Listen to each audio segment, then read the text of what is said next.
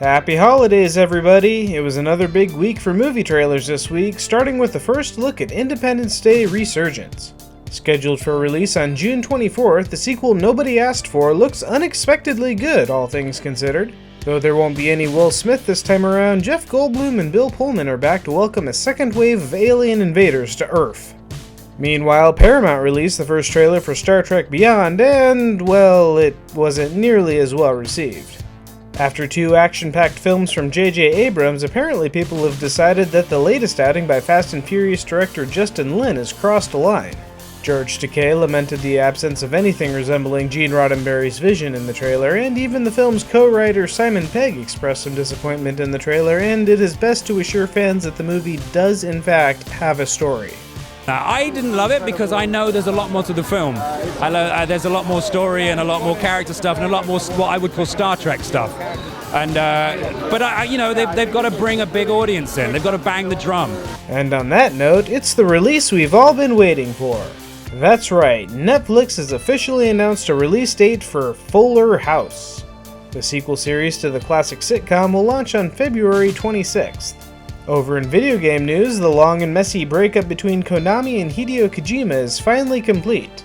Kojima's contract was officially terminated on December 15th, leaving the legendary game maker to reform his studio, Kojima Productions, as an independent developer.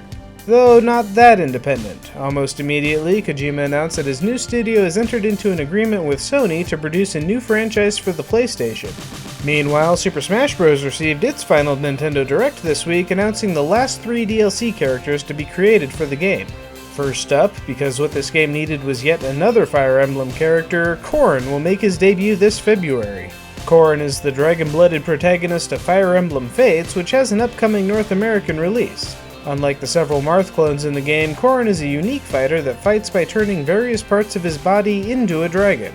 Like Robin before him, Corrin will be playable as both male or female. Next up, more details were given about Cloud, who's available for purchase now.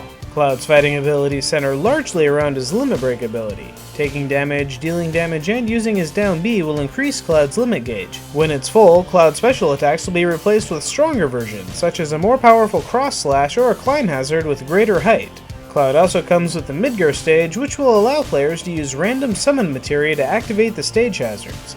And finally, the last DLC character for Super Smash Bros. Will be the winner of Nintendo's fan poll. Sorry fans of Geno, it looks like you're gonna have to settle for a Mii Fighter costume.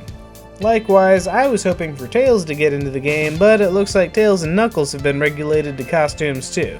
Instead, the final new challenger, winner of the European poll and making top 5 in North America, is Bayonetta. The Umber Witch is a combo-heavy fighting style that emulates the mechanics of her own game, complete with position-sensitive attacks and flashy specials.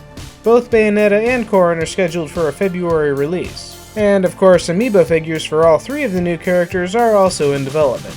But that's not all for Nintendo news. Super Mario Maker Bookmark will be going live next week to improve search options for the game. The new website will even allow you to select games straight from the Wii U's internet browser. At the same time, a new update to the game will be adding bumpers, Switch-activated warp doors, and fireball-splitting cloud cars to the level designer. And finally, before this week's awesome video, let's take a look back at last week's video, because in between creating an epic fight between Spider-Man and Darth Maul, Bat and the Sun found time to film an equally epic dance-off.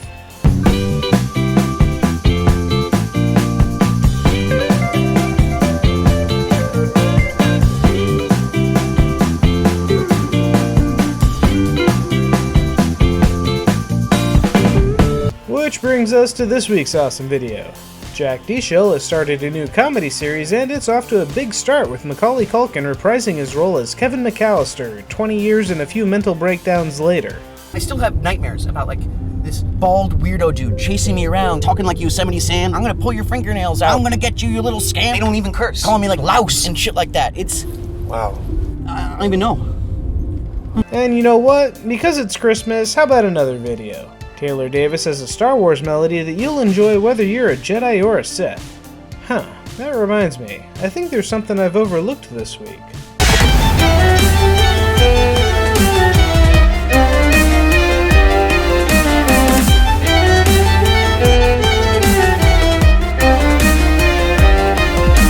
And that's everything for this week. Be sure to like and subscribe, pass this video around to your friends, and have a Merry Christmas!